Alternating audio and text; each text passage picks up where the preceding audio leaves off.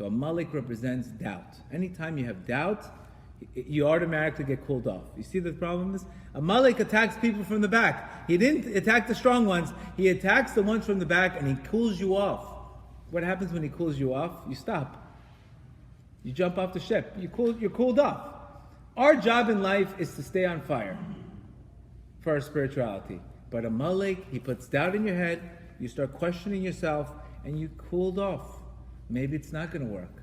Maybe it's not going to get fixed. Maybe I'm not going to get healed. So all these doubts, what happens? They put doubt into your heart. And then your heart is divided, your moon is divided, and the rest is history, unfortunately. So this is something that we have to work on. This is the real fight of Amalek. And what does Rav Nachman say here? That the tikkun for Amalek is strength. Why do you think I pump so much strength in these classes? Because if you don't have that inner strength, you're going to have a bad day, you're going to fall. That's the tikkun. Listen to what he says here.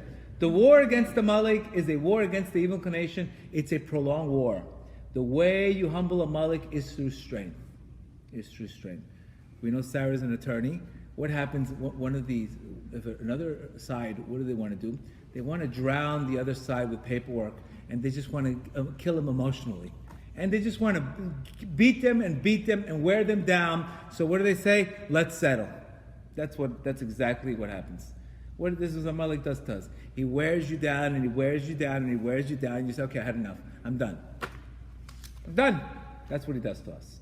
So he says, regardless of what we go through, we have to realize that our tikkun in this fight against Amalek is strength. That's the tikkun. It's strength. That means you have to find a way to to have inner strength inside of you.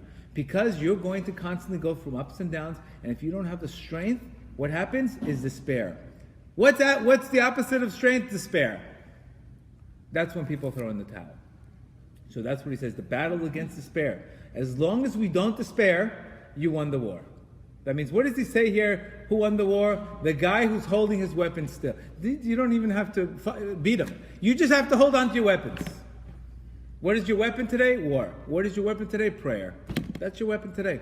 We know that Amalek, what is Amalek? What did Moshe Rabbeinu, when he hands his hands up, what did it represent? It represents he was praying. They won the war. When he put his hands down, they lost the war. That's the key to victory. The key to victory is strengthening and overcoming the doubt in your life. That's what we're fighting. That's what Purim is. Purim is all about rejuvenating yourself, constantly chizuk.